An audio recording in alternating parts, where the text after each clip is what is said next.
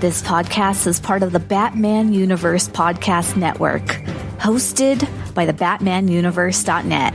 Check out everything related to Batman and the entire Bat family at the BatmanUniverse.net, including news and original content related to comics, movies, television, merchandise, video games, and more.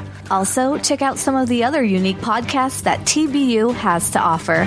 Consider supporting this podcast by becoming a patron on Patreon. Even $1 can go a long way in supporting this content that you enjoy. Look for a link over at the BatmanUniverse.net to offer your support now. And now, on with the show.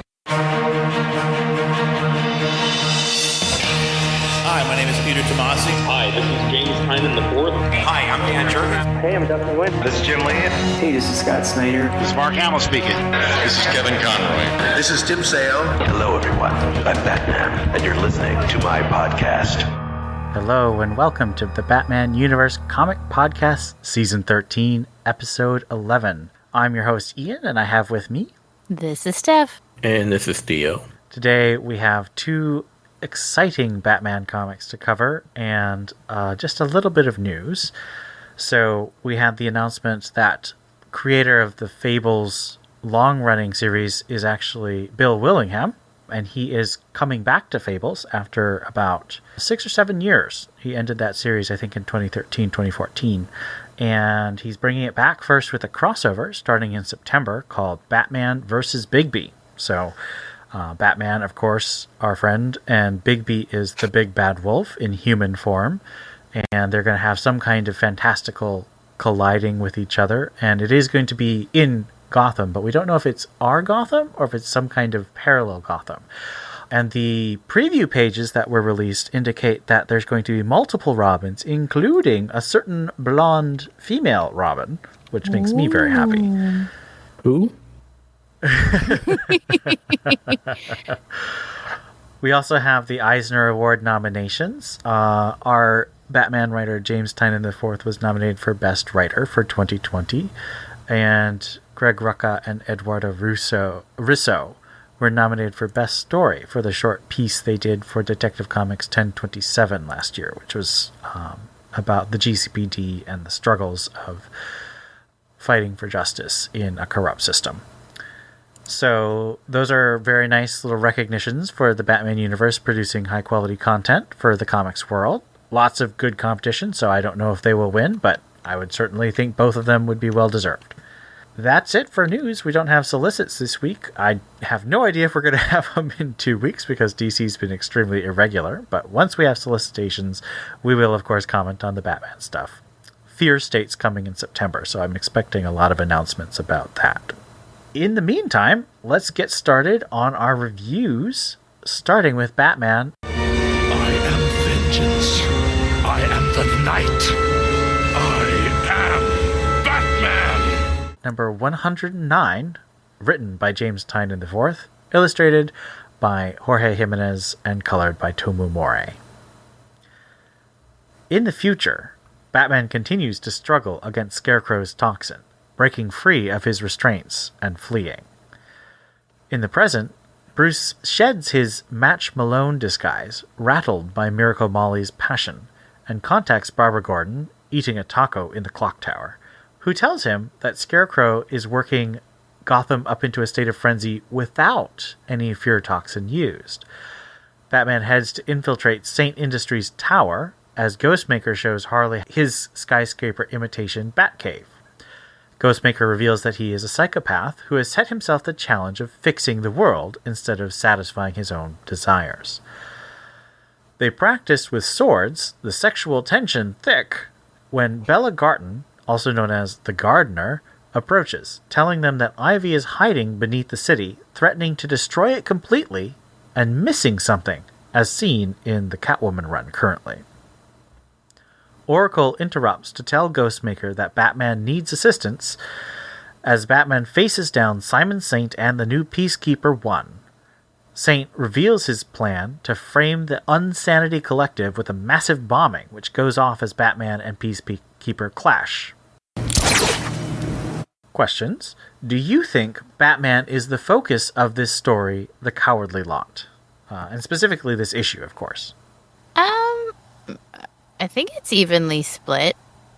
It's bookended by Batman's story, and in the middle is whatever's going on with Harley and Ghostmaker and the Gardener, Harley's nemesis. Just kidding. I mean, I don't think it's 100%. I mean, obviously not 100% focused on him, but it's the Batman book, and it's about Batman, and Harley and what's his butt, Ghostmaker, are there because of Batman, doing things because of Batman. So, I mean, yeah, it's Batman focused, I guess. Yeah, I'm going to say that I think that the whole purpose of the whole Harley Ghostmaker thing is simply to set up Queen Ivy and, of course, reintroduce the Gardener. Do I think Batman was the main character? Well, of course, it's his book, but I do like the setup that JT is doing with regards to prepping us for the Queen Ivy arc that is soon to come, and I think that's going to be in Fear State, right? That's what it looks like because she's got a big cover appearance. Yeah, so I think that was the only purpose of that, is just to start sowing those seeds, pun intended. Good one. I don't know. I think that last issue was focused, despite the fact that it was all about Miracle Molly, like there was so much connected to Batman. He had to face the question of, would he like to be a Batman without a past? Would he like to be free of his trauma?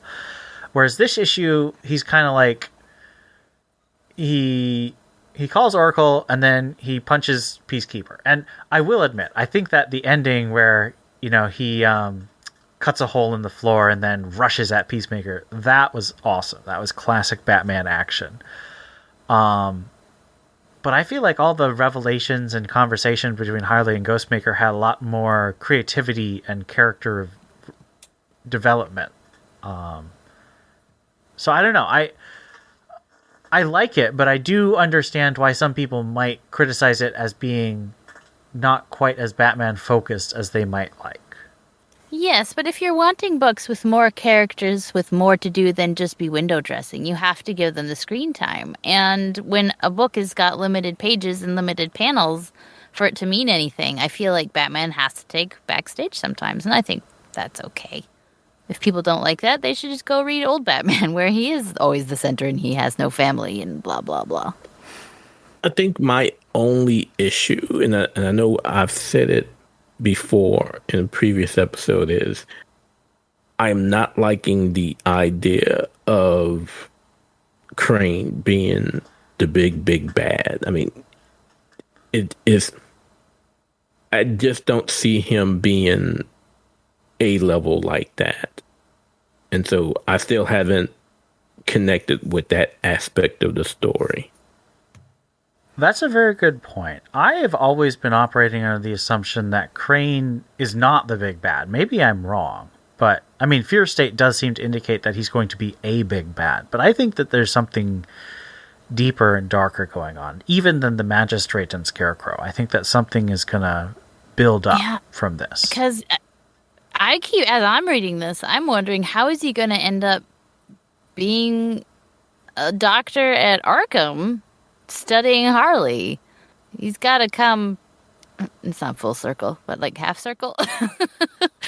How's he going to end up on the side of the Magistrate as a sane person?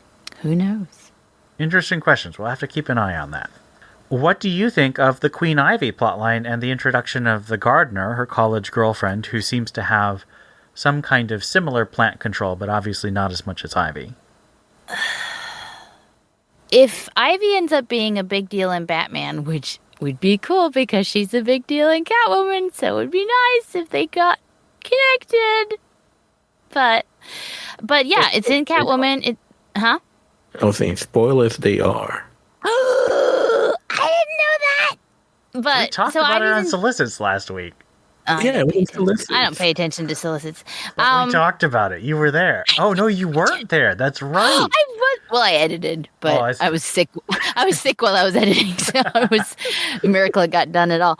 But No, she's in Batman. She's in Catwoman, but the thing is, Harley also has her own book. And if this is like meant as a message for Ivy special, it did seem a little disruptive doing it in the Batman story. But if you're doing it because it is going to be big in Batman, then I'm fine with it. And like I said, I didn't pay attention to the solicits.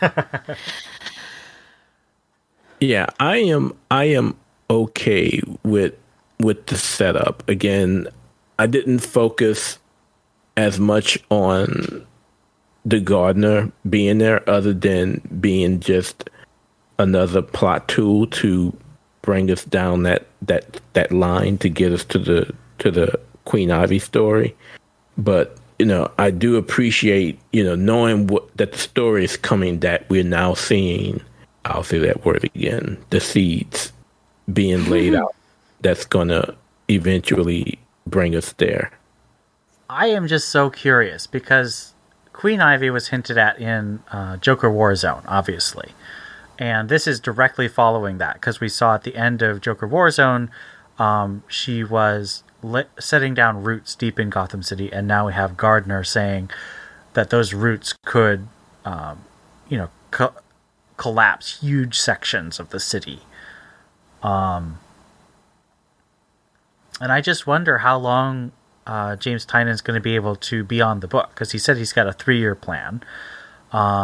We currently don't know if he's going to get a 1-year plan, a 2-year plan, or a 3-year plan. I hope he gets as much as he needs. But it feels like we're coming to not only the conclusion, but the climax of both the Queen Ivy and the Magistrate plotline stuff. So it's times like this I wish we had sales numbers as we used to do with Comic-Con. I know that's a nerve for Steph. But as long as the sales are good, Tynan can be on that book just as long as Snyder was on Batman. What was that, 5 years?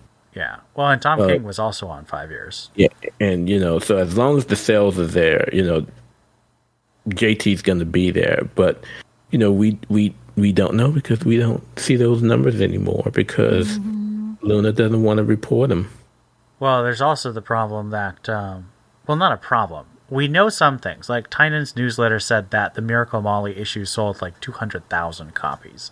Whoa. Which is absurd. And it was mostly because of new character speculation and massive variants. If you actually go on League of Comic Geeks, you can see just how many variants they're pumping out for Batman right now.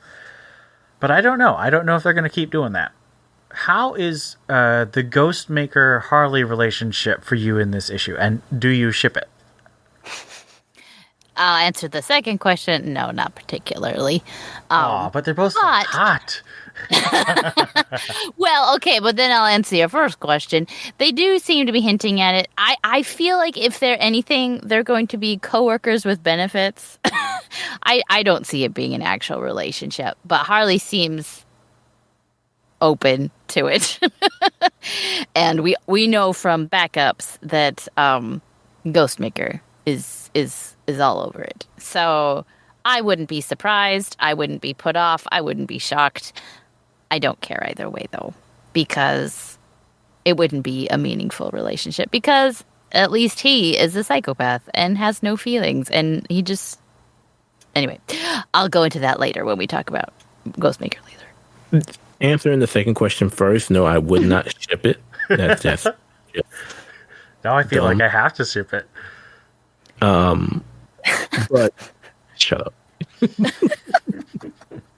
But again, like I said earlier, I think the whole premise of teasing that was just to start to set up Harley's return to Ivy, because if you notice, she was hinting at accepting the idea of flinging with Ghostmaker, but once the gardener arrives and she mentions, Ivy's missing something and she's missing her, I just don't see it. I just think in the end that was just the plot used to bring Queen Ivy to us. And if that's the case, I'm okay with it. I certainly ship Ivy Ghostmaker more than I ship like Ivy Rick Flag from Suicide Squad Rebirth. That was a weird ship. I do not understand that ship at all. I do like the potential of even like a friends with benefits type relationship, just because they're both very smart and both observant of each other's flaws. And so I think that has the benefit of being entertaining to look at least. Also, as I said, they are hot because they're drawn by Jorge Jimenez, and he draws very hot people. I don't know, though. I don't know if I definitely don't see it long term, because clearly, I mean, Stephanie Phillips, writer of Harley Quinn, said that they're really pushing towards a Harley Ivy storyline. I'm worried about that because I like how they're doing Harley, struggling to become a better person and to redeem herself for all the people she hurt and killed. I don't like acting like Poison Ivy hasn't hurt and killed lots of people. That really bothers me because she has been a villain, and I think that should be acknowledged.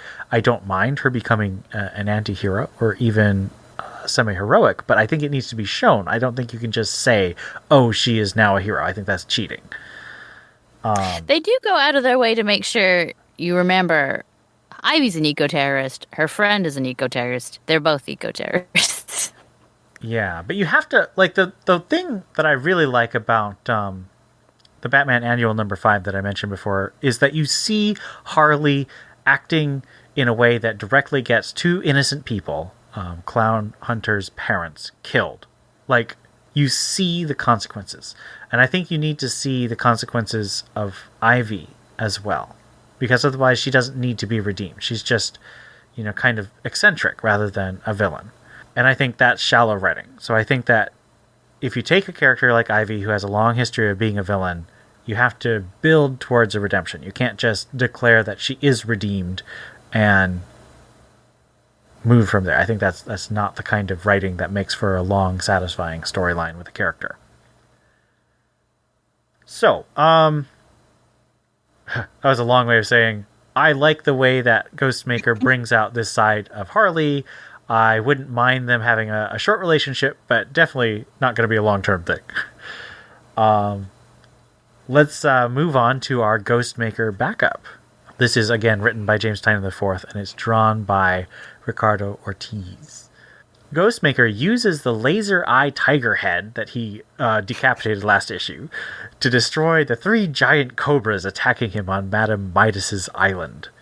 And Brainstorm chooses to leave Madame Midas's company, telling the story of his creation through vile drug experiments, giving him enormous psychic powers, and how Ghostmaker stopped him for 5 years in a confrontation in which Ghostmaker used his brain and technology to figure out Brainstorm's weaknesses, and then stabbed him with an ice pick in the brain. What do you think about Ghostmaker's fight with Brainstorm, and what it says about Ghostmaker's morality? I liked this a lot better because I feel like the only way you could sympathize with Kid Kawaii was that she was designed to look like a child, but she's still a killer robot. So and really creepy with all that goo. And really creepy with the goo and the teeth. I didn't get anything from that. But this one is a way more. You can empathize way more with this guy. He was experimented on as a kid. He wanted to take it out, and Ghostmaker even says is like, dude, if you had just stopped at killing the people who hurt you, I wouldn't have come after you. Very eye for an eye there. But he has since expanded his repertoire of murder victims and is killing other people. And so Ghostmaker is very, no, we don't do that. So it really made me think, especially with his explanation of his psychosis in the Batman issue, is that, and one thing I've been learning about, is that there are some people who don't have certain filters intrinsically installed when they're born, that they need to learn how to human. They need to study the I don't know what we'd call it, like the program or the morality or the script of being a human. And that's something just a lot of mental illness is just you have to do if you want to appear normal or at least not get arrested, like these Ghostmaker has potential to. And so I feel like he understands what's right because he's learned it. And so for things like if Brain Master, whatever his name, Brainmaker, Brainiac, Brainstorm. So Brainstorm, if he had just stopped at killing the people that hurt him, I think Ghostmaker would have been like, oh, well, okay, so from what I know of morality, that's probably not the best, but, an eye for an eye, tooth for a tooth, whatever. These scientists did kill children. They experimented on children. That's no bueno, right? But then he goes on to kill other people, and so now Ghostmaker looks at his script, and he's like, oh, well, no, you can't kill other people for money. That's not good either. So it's very black and white because he has no feelings to dissuade him one way or the other. It's kind of like Javert from Les Miserables. He's only just. So he's almost like a more extreme version of Batman if you think about it in a weird way. Well, I definitely think that's part of the purpose. Yeah. So I think he's interesting. I think his desire, or at least his need for justice, is very, very interesting. Justice without mercy or feelings. Although he does have mercy towards Kid Kawaii. He doesn't destroy her. That's true, and that's what I don't understand because she's creepy and she's a robot. But whatever. Maybe that's why he feels for her, is she can't feel either, and maybe he gets that, but whatever. Yeah, so Steph said a lot there, and, and it was a lot of good stuff. And, everyone knows that I have not been completely connected. I haven't been connected at all to any of the Ghostmaker backups. And while that still remains the case, I did find myself somewhat sympathetic to Brainstorm's origin and how he came to be. But of course, as Steph mentioned, he didn't stop there. And, because he didn't, he got what he wanted. I mean, he got what he deserved. And it's just hard for me to invest in the story that I can't connect with. And I still haven't found that connection with Ghostmaker. I don't know if that will ever happen. He's just not a character I gel with for some reason. I think that makes a lot of sense. Ghostmaker, I've really gone up and down. This is the third of the backups focused on him, and I really didn't like the first one because it's just like, ooh, look, Ghostmaker's all sexy and having threesomes and jumping out of planes. I'm just like, I don't care. But then the second one, I actually did like that he was trying to have mercy on someone who'd been warped by programming, and in this one, he lays out an interesting system of justice where, as Steph said, an eye for an eye is acceptable, but then hiring yourself out as a killing machine is not. And so I do find him interesting. And it's kind of funny because the kind of like skills he has, where he's like ripping off robot laser tigers and shooting giant snakes, like that's the kind of thing we expect to see Batman doing. So he is kind of like taking that Batman wild action spot. I'm intrigued, and I think that it's asking interesting questions, and I think that it's still very much in that horror/manga field of just like wacky wild powers and crazy enemies and big fights every issue that James Tynion is trying to draw in that audience. And I'm very curious to know if it's working. But I don't know, I'm still puzzled. I'm still not quite sure. I'm still intrigued. I'm definitely not turned off by Ghostmaker, except for that first story with him. But neither am I haven't connected to him the same way I connected to Punchline or Clown Hunter. Let us give our ratings. So one of the things that we learned in this issue is that Ghostmaker has his own rival Batcave, and instead of a Tyrannosaurus Rex, he has a Spinosaurus because he's cooler. So out of 5 Spinosauruses, what would you rate Batman number 109? Oh my gosh. 3.5. my go-to rating for not out of this world, but definitely solid and worth reading and continuing a very good story. And I don't think that's a taco. I think that's like a tomato gyro, which is really weird. Because there's a lot of tomatoes on whatever that is that Barbara is eating. Maybe Barbara likes tomatoes. It's like a veggie taco. Yeah. Anyway, whatever. It's like a ketchup taco. Carry on. Not quite 3.5 for me, but it's not a 3 either. So I am going to go down the middle and say 3.25. I am also going to go 3.5 with Steph. Let me do a quick check. No. Scott also gave it a 3.5.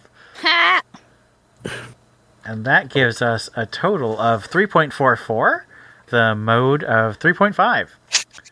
Because Theo got to be the contrarian. This is an above average, but not knock your socks off comic. We recommend it. Whether you are a first-time TBU Comics podcast listener, a 13-year veteran, or anything in between, we'd love to hear what you think about this episode or any of the comics we discussed. Send emails to tbu@thebatmanuniverse.net. Join our Discord server linked at thebatmanuniverse.net. Send us a tweet at TBU_comics. Or, if you're a patron, leave us a comment on our Patreon page. We'd also love it if you left us a review on iTunes. We'd love to read your comments on the next episode of the Batman Universe Comics Podcast. Batman may claim he works alone, but we know that he needs the Bat Family. Join the TBU Bat Family and let us know what you think.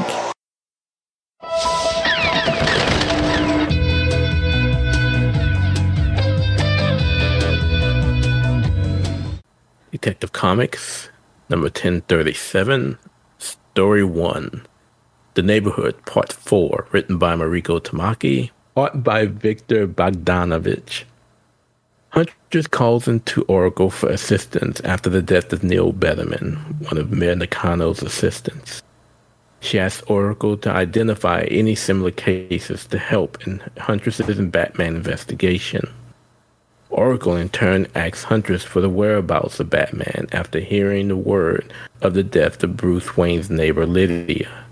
The police are looking to question him.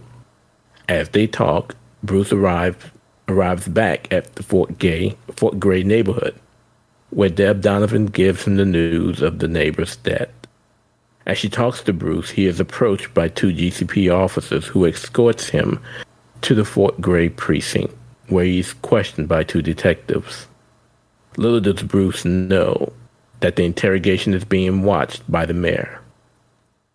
As Nakano watched the questioning, Mr. Wirt pushes past Hugh, another of Nakano's assistants. Mr. Wirt demands to know why he was not told that Bruce Wayne was a person of interest in the death of his daughter. Nakano attempts to calm the father, but is of no use as Mr. Wirt storms from the office, vowing to hold the mayor accountable for what happens. Nakano checks on Hugh, who leaves to get some fresh air.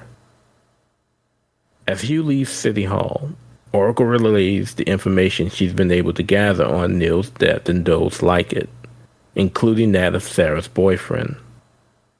As they talk, Hugh makes his way into an alley, following a man who is holding a phone conversation. The guy takes exception to Hugh's eavesdropping, but Hugh has no interest in the phone call. He's interested in the man. He attacks him, revealing he is more than to be expected. Bruce Wayne has been arrested as a suspect in the death of Sarah Wirt. He asks to use the phone to contact his lawyer, but is told to wait. He realizes that he is alone in the precinct. He uses his watch to tap into the signal of the camera in his cell, where he sees Mr. Wirt standing outside with a rocket launcher. Mr. Wirt launches it at the police station. Bruce survives the blast, only to find himself face to face with his would-be executioner. Bruce attempts to plead his innocence to Mr. Wirt, but he is unsuccessful. Wirt fires a gun and chases Bruce into the sewers. He calls for Bruce to come out and face him. He gets Batman instead. What do you think about the shift from Dan Mora to Victor Bogdanovic? Oh. Well, I don't remember. It's comparable. I liked it. It's maybe a little more scratchy, but my standard is, what does scruffy face Bruce look like? Does he look good? Good. Then it's good. So I would say a little more liney, a little more scratchy maybe, but I think it's not a jarring shift, I don't think.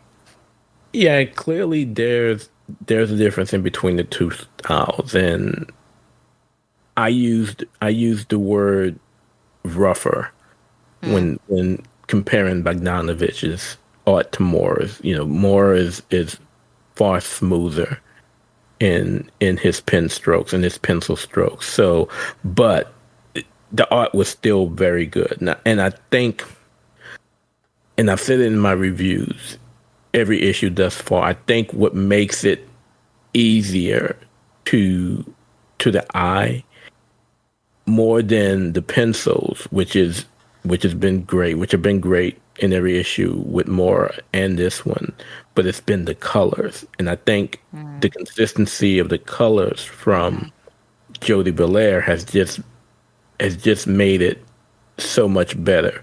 And it's so much so that it's not just that she's doing it in the main stories, she's doing it in the backups as well. And I think this was the first issue where she didn't do the colors for all of the backups.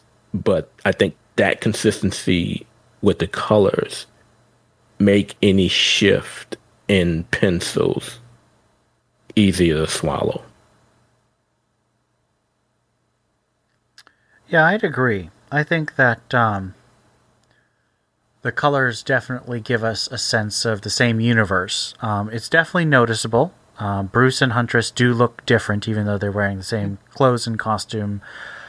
I like Victor Bogdanovic. I sort of like David Finch and Tony Daniel are very similar to Jim Lee. I look at Victor Bogdanovic and Gleb Melnikov, who's currently on Robin, as being very similar to Greg Capullo. So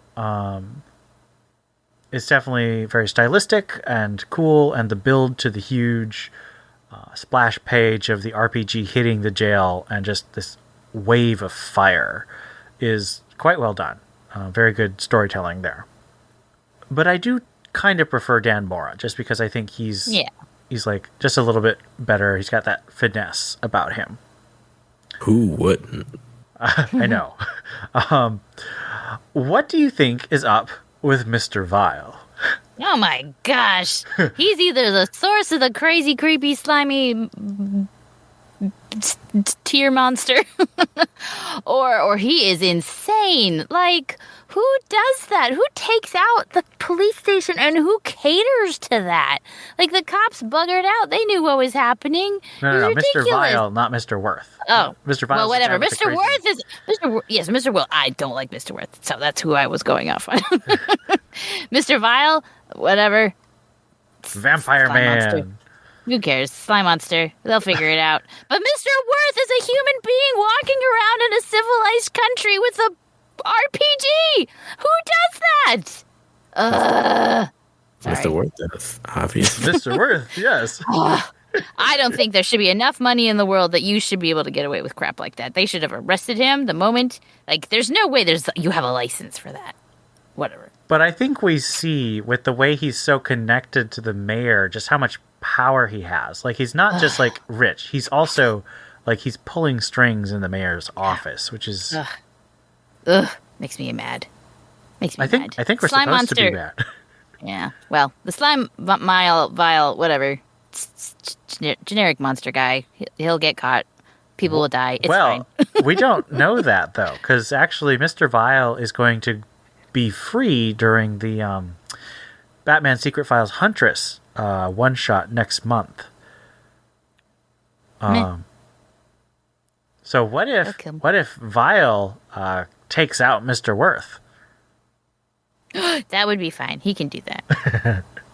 I'm wondering when I about Hugh, is whether or not he is the source of the parasite or he was a host that actually survived the infiltration of the parasite.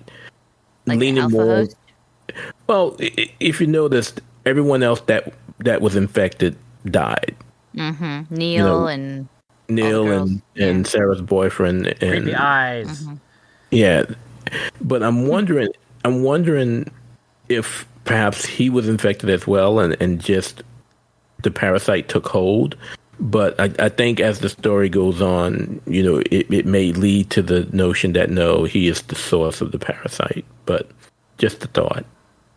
Yeah, good thought. I could see it working either way. I'm mostly curious about this thing because we know that he's going to give Huntress powers of some sort, but all we've seen him do so far is just munch on people. So, he's kind of tears. generically creepy. He looks like the bad guys in the Blade movies, the super vampires with their weird jaws. So I don't know. I'm intrigued, but I do agree that our next question is, how do you like the confrontation between Mr. Worth and Batman in the sewer? So, Steph, before we start, can we just insert what you just said into this part right here? That'll save. Well, I wasn't talking about the sewers. I don't actually care as much about the sewers, other than the stupid man. Ugh, stupid man. At least now he's unarmed. He only had the one RPG, and so now Batman can punch the crap out of him. But there really isn't that much confrontation. There's just the one punch, right? Well, so far. I mean, I guess he's... Yeah. I like that Mr. Worth had the superhero foam landing in the sewer. That was actually pretty badass. I think he's a kind of a worthwhile villain. Like, he's a challenge and a real threat. I was concerned about the idea of another creation as a villain, considering the Rogues Gallery already, but I have been pleasantly surprised at how good he's being presented as a bad guy that you can somehow be sympathetic for as well, considering why he's doing it. Yeah, now, I suppose. Now, now, of course, we get a little bit more about him in the backup, but I have been pleasantly surprised with how I've accepted Mr. Worth as a bad guy for Bruce. But with the confrontation itself, I'm going to go a little bit beyond that, because I think it was a good setup that's going to take us to the next issue. But what I enjoyed most about the confrontation and the issue of the story itself is that the confrontation was with Bruce Wayne and not with Batman. You didn't get Batman until that very last panel. And that more than anything is what I have absolutely been loving about what Tamaki has been doing in Detective, and I even put in my review in this story. Batman, the character, the hero, only appears at the very end when he approaches Bogdanovich, and then one panel in the front. Everything else was about Bruce Wayne, and to just be able to tell a very good Batman story that focuses on Bruce Wayne as the lead, it's just been so good. Totally agree. Scruffy Bruce. Scruffy Bruce! Well, Tynan really loves Scruffy Bruce, and I wonder if he's kind of making everyone go along with it. Because all through Batman Eternal, his first big project, he's like, yes, Batman has to be Scruffy the entire time. I think Mr. Worth, I think that you've both really nailed it. He's a new villain who is believable, and he's a good foil for a detective story rather than necessarily a super villain story.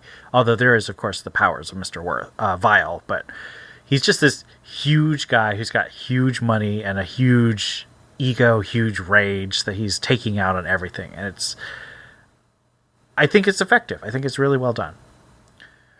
I think that's one reason that I don't like him in a good way, like in a villain hating kind of way. Right. Is I don't like angry people. I don't like people who are fueled by anger. They scare me because it's real. Because as a woman, I have to be aware that angry men can kill me if they want to. And so an angry man is just honestly one of the real life fears that there are. And so, I mean, not that angry women can't hurt people, but...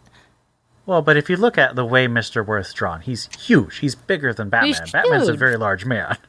So... But not I agree. Not to spoil... Not to jump too far ahead, since it's going to be covered, coming up in the second story. I think a lot has happened toward... Now, yeah, he's definitely in the know with regards to the underworld and everything. But I think and as we see in that second story, things happen to him that kind of makes him the angry guy. He's already a tough businessman. He's already shrewd, but other things occur that really makes him just, I'll call it the fallen down type of mad, where, he, once something affects him negatively, he will destroy the world if need be. That was a good movie too. Highly recommend it. All right, let's move on to our first backup, the Gotham Gazette article. Story number 2, exclusive. Gotham Has Heart, written by Mariko Tamaki with art by Carl Mostert. The Gotham Gazette presents this exclusive story from staff writer Deb Donovan. She discusses the changes that have come to the city and how the changes have or have not altered the elite of the city. She expresses her disbelief in the elite's commitment to the city as she attends a fundraiser for the pediatric wing of the hospital. As she leaves the event with a bottle of wine in tow, she is nearly run over, causing her to drop the wine. So much for that. Do you like Deb Donovan more or less after reading her work? I guess a little more. I didn't dislike her before. She seemed decently on the path towards the truth and not caring so much about being PC. But yeah, I like her just fine. I feel like the story was a little long. I got podcast vibes from the Punchline story flashbacks. But yeah, so other than it being a little long, I liked her. It was fine. So I think that's pretty much what I thought as well. I think that as an idea, it's a good one. You have Deb set up as a reporter. She's got a great voice, but I don't think it needed to be quite as long as it was. I think it could have been maybe 3 or 4 pages. Well, I don't know. Maybe it was 4 pages, but maybe a page shorter than it was. It seemed very long. Yeah. But it was good. It definitely wasn't bad. No. I saw in this story confirmation of what I thought about Deb from when she was first introduced back a few issues ago. Because even back then she had her doubts about, where the city was going, what Nakano was going to be able to do, and we just get confirmation of this. I also think she has a little bit of a drinking problem. You're right. Because in that first issue, when he shows up for the party, she just snatches the bottle of whiskey away from him. Mm-hmm. And so never to be seen again. And now here it is. She's trying to steal a bottle of wine as well, and it doesn't end well for her. And our last backup. 3 minutes. Written by John Ridley. Art by Dustin Wynn. At a Gotham construction site, Batman and Robin, and this is Dick Grayson, come under heavy gunfire from some arms dealers that they've tracked down. The only thing between them and certain death is the armor of the Batmobile. Batman radios in for assistance from Alfred and Lucius Fox, who has just been told of Bruce Wayne's other job. Batman needs help to get out of this sticky situation and does not see the GCPD being of any help. Lucius is unsure what he could be to assist, but Alfred and Batman has faith in the newest member of the team. Lucius comes up with the idea of using the Batmobile system to generate an EMP to take out the assailant's electrical system that were helping them to aim. The EMP works, but they lose communications with Batman for about 3 minutes. During this time, Lucius questions Batman's methods, particularly as it pertains to exposing young Dick Grayson to his crime-fighting world. Alfred counters this argument in explaining how Bruce saved Dick from a darker life he was heading towards. He assures Fox that Bruce would give his life for Robin. Batman returns to the comms and thanks Lucius for the assist. Lucius decides that he will stick around, but he's not doing it for Batman. He's doing it for Dick Grayson and any other child Batman brings into his world. So, what was the purpose of this short story? I really appreciated this story because my big problem every time we've been reading a Fox family story is how is Lucius feeling? Like we knew he was probably pretty messed up from the Jokerization, but he just really seemed not disloyal to Bruce, but really kind of ready to distance himself. And he's always been kind of just portrayed as this decently one-dimensional character who does what Bruce wants and is Bruce's Q or whatever, right? And so this really added a bit more dimension. It's like, I don't really like what you're doing. And for me, it went a long way into explaining how Lucius was able to distance himself, take Bruce's money, and none of it like meanly or selfishly or greedily, just almost seemed ready to take away the toys so Batman isn't so available to hurt people. I don't know. I liked it because it added more layers to Lucius. Exactly. Absolutely. I love this story exactly for that. So, as I've covered most of I've covered everything really has been doing with regards to the Fox family going back to Future State. And every time, as Steph mentioned, we want to know more about who the Fox family is, who Lucius is. And I think this story just adds more to the knowledge that we've gained. This is the most that we have learned about the Fox family in years. And really has just been pulling back the layers. So if you look at the next Batman, it's just a lot of stuff out there. But when you get to Future State, you see certain things about Lucius that makes you get a different thought about him.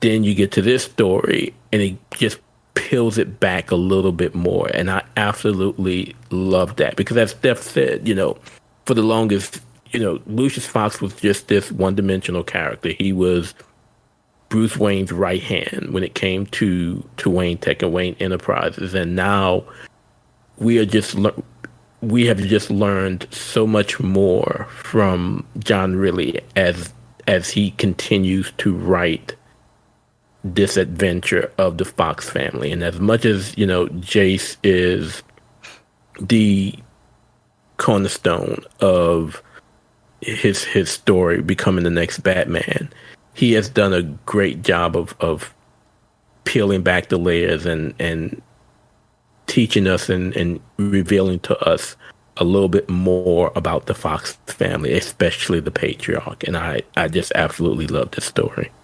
I guess I'm the outlier, and I didn't like the story as much. did love the art by Nguyen. I'm always down for some Dustin Nguyen Detective Comics art. I agree with what you say about Lucius now being much more his own person. But I feel like this... I'm not a fan of trying to make the child endangerment argument, because to me, Robin should be an entry point figure. He should be a figure of wonder, inspiration, and excitement. As Batman and Robin Eternal says, he should be a grin in the dark leading you to safety. And I'm really torn about stories like Death in the Family and War Games, because I think that,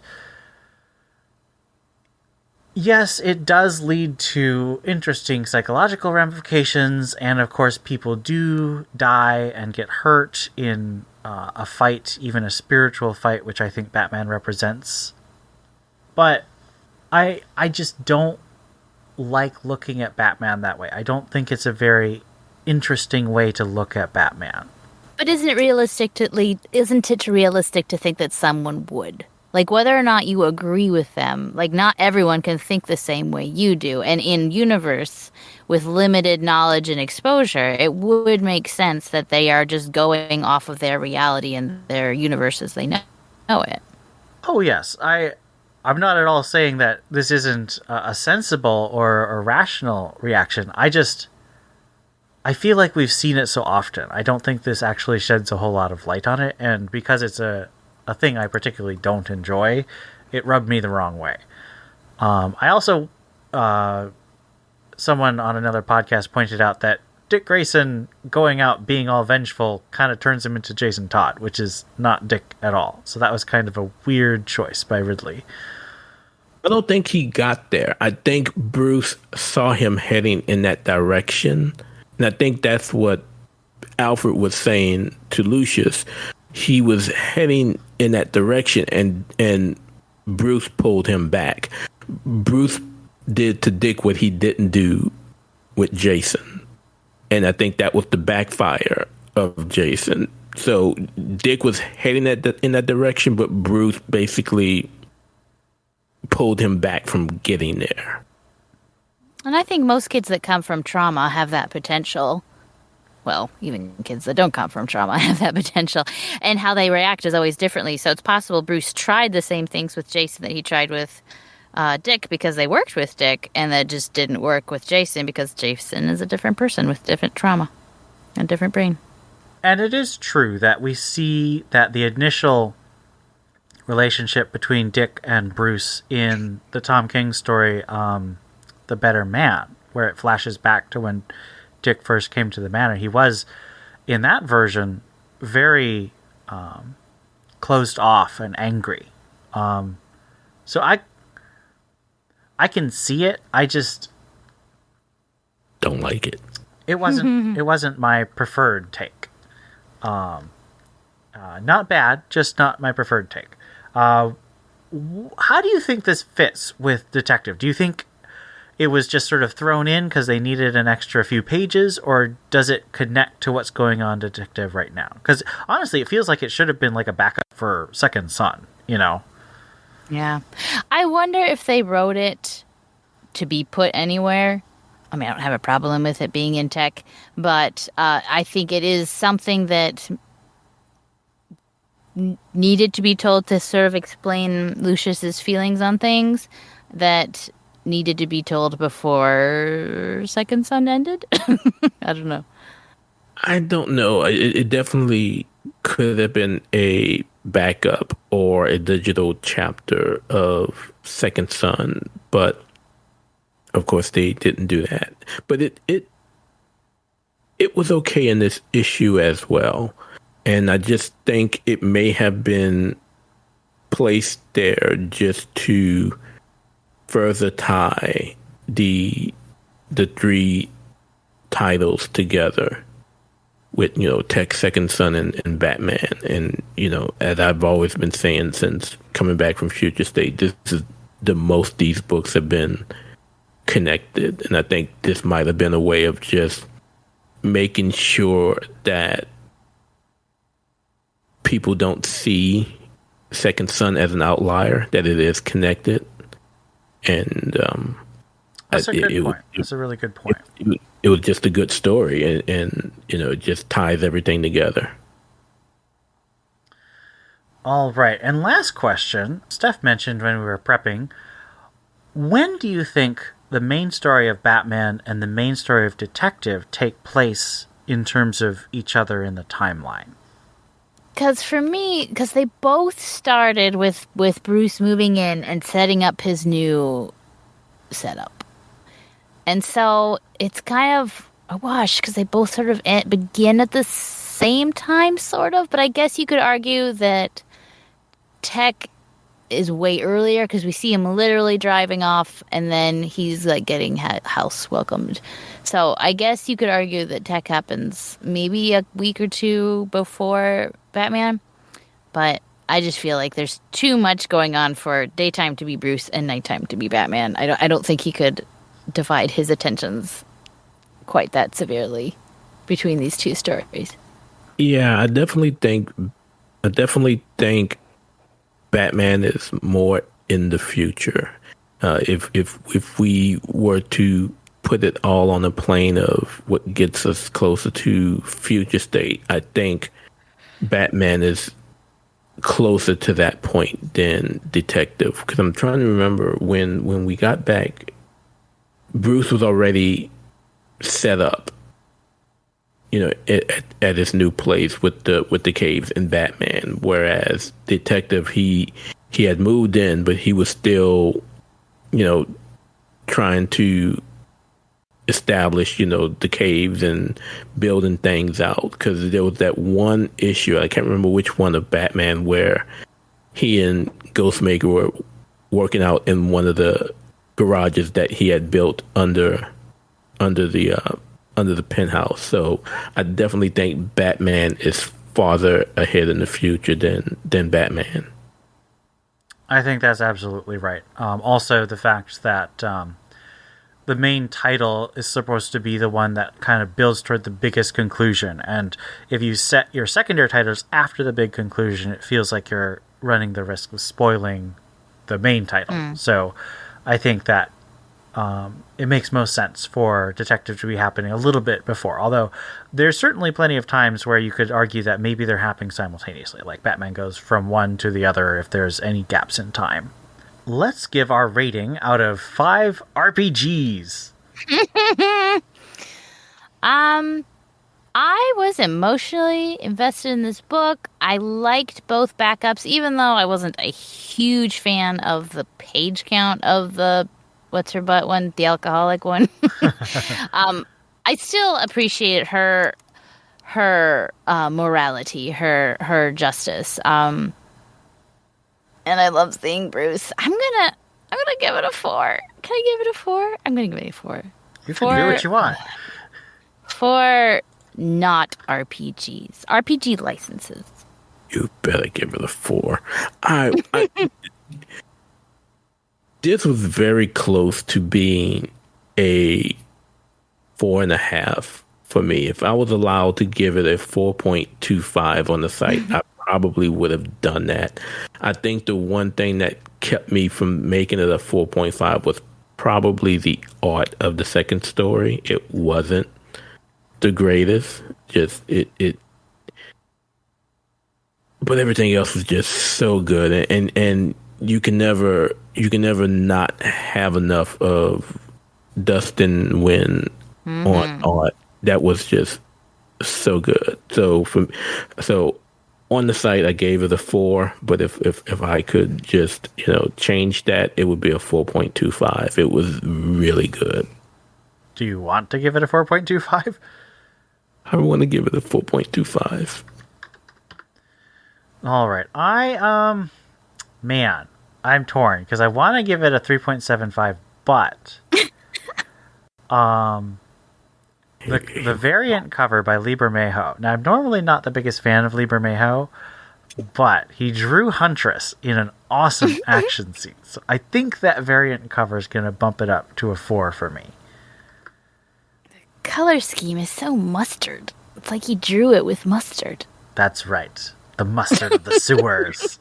I'm typically not a fan of Lee Bermejo either. His art style is like certain other artists, like Raleigh Rossmo. His art works in certain things, whether it's cover art or even story art. Like, so for example, the work he did in Batman Noir, perfect, made for it. 'Cause it's that dark, shadowy palette that, just great. Black and white stories, great. But for some, I don't know, I'm not crazy about how he always draws his Batman. I don't know, something it just doesn't connect to me. But I definitely enjoyed how he drew Huntress on that cover. But I still end up going with the main cover because you just can't pass up Dan Moore. All right. So that wraps up our ratings. What's our final rating? What is it final as a rating? 4.08. Ooh. Gosh, that's ugly. Our mode is a 4, of course. And let's move on quickly to Greater Gotham.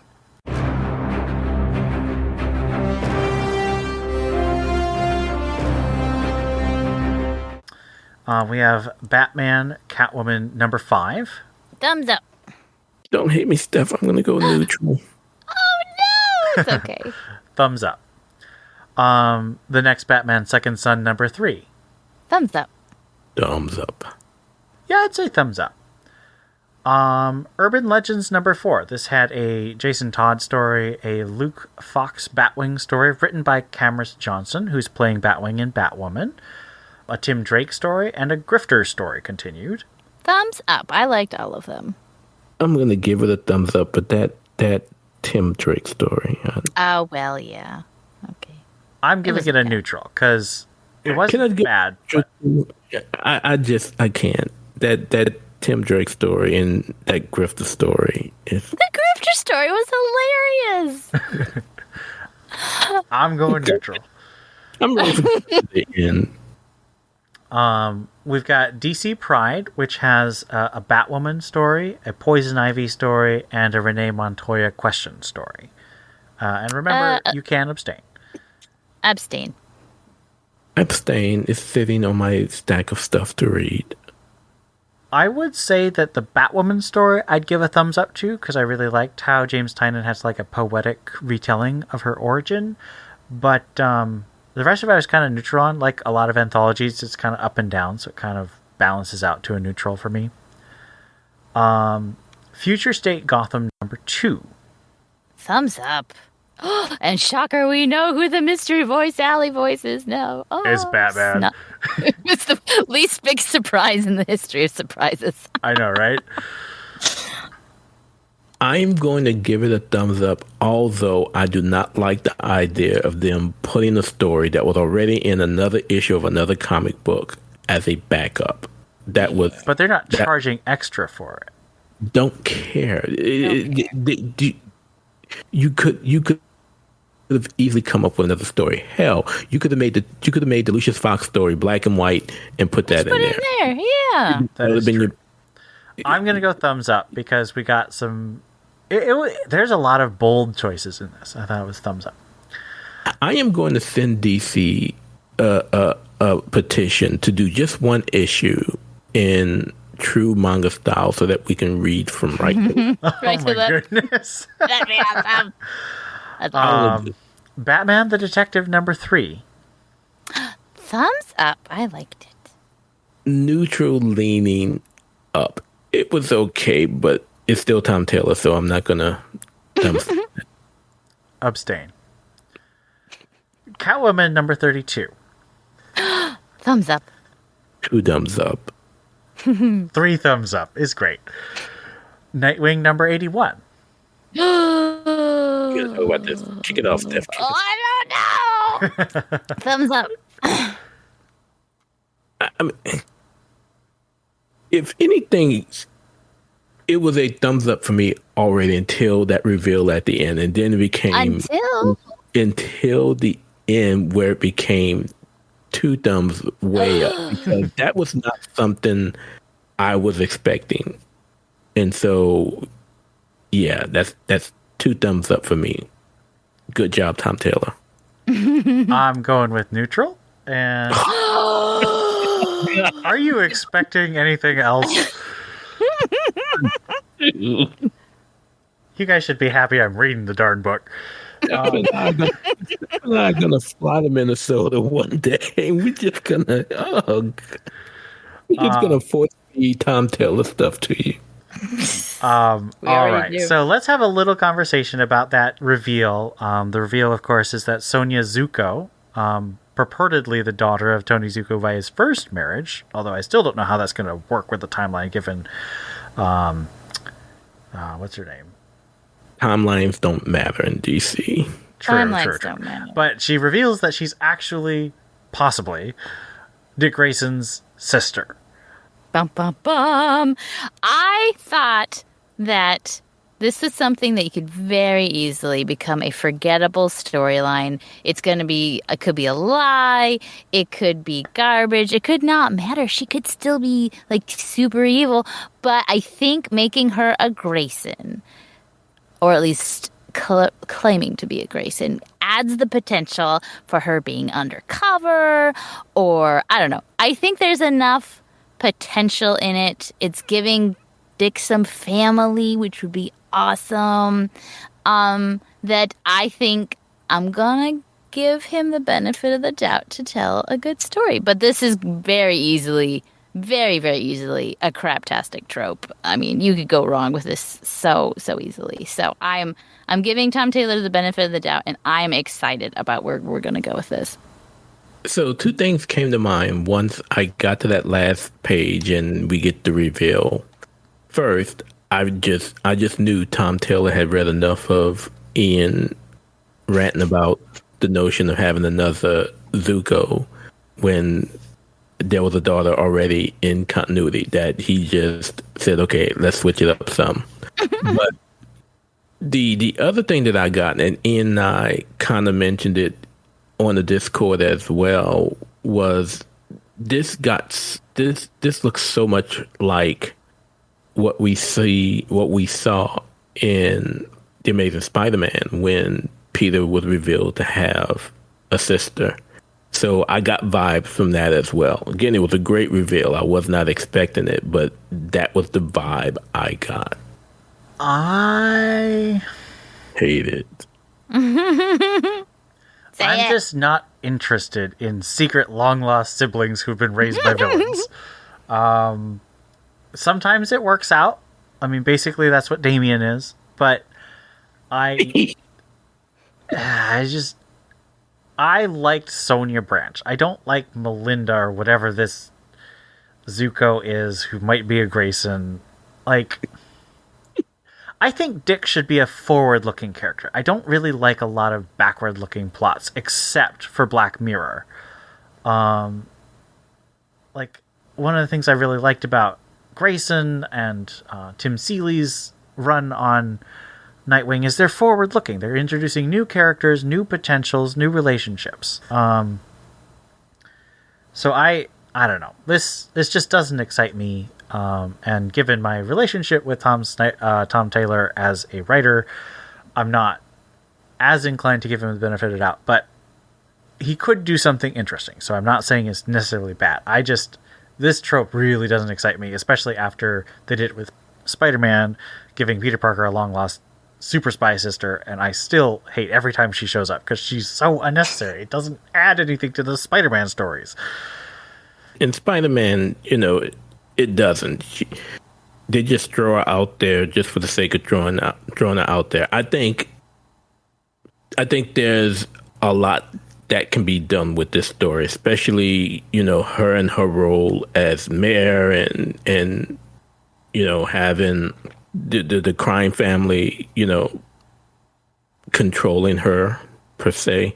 So I think there's the potential for a lot more to happen with this story compared to what's being done in Spider-Man.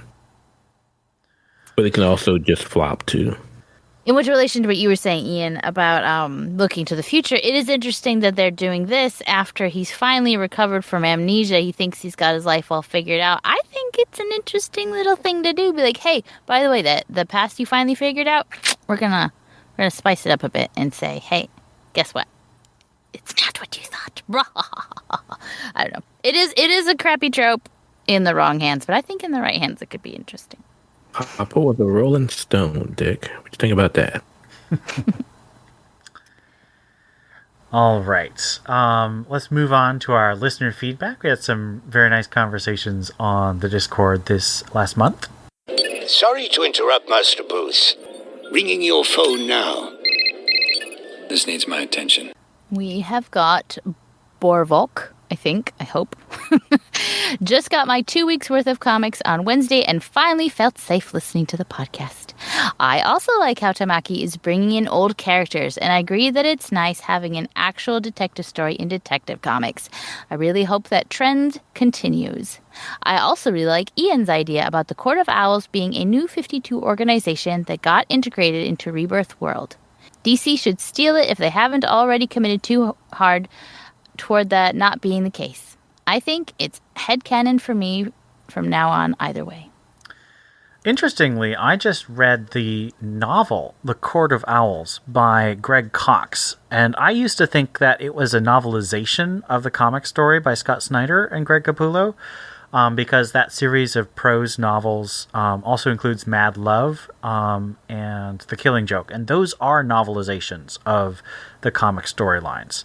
However, the Court of Owls novel is actually a sequel to the Court of Owls comic story, which I thought was much more fun than just reading a comic novelization. So that's a little plug for me. We do have a review on the site from like 3 or 4 years ago when it first came out. Then we've got Caspian73 says, underrated part of the podcast when Steph does the plug in the middle of the catchy music.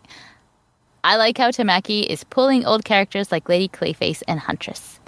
Old because she hasn't been in a lot recently. And by not a lot, think nothing for like 4 years or 3 years.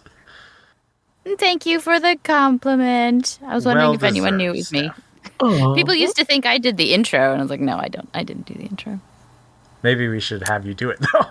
Maybe. All right. Well, that brings us to the end of our podcast. I want to thank our patrons. If you'd like to support us, we have a whole support page with links to buy things from Amazon and Lego and other nerdy places. It doesn't cost any more, but a little bit of the sale does go towards hosting our servers. I want to thank our Bat fans. That's Gerald Green, Joshua Lappin Bertoni, Rob O, Real No Deuces, Tim Garassi, Robert Lewis, Ian Miller, Stephanie Mounts, Donovan Morgan Grant, Stanton's Grave, Donald Townsend, Ed Grouse, Brendan Roberts, Hannah Garr, Captain America, Mary Garrett, Austin Davis, Johnny McCloskey, and Cesar Diaz. Thank you all. We appreciate your support for helping keep the TBU lights on and the servers hosted. So we will see you in 2 weeks to cover Detective Comics and another comic that will be Batman related. The schedule is a little off because Detective Comics, as you realize, has now gone double shipping. So we have to figure out what we're doing for our second comic. But there will be 2 Batman comics. And we will see you next time. I've been Ian. This is Steph. And this is Double Ship Theo. Thanks for listening.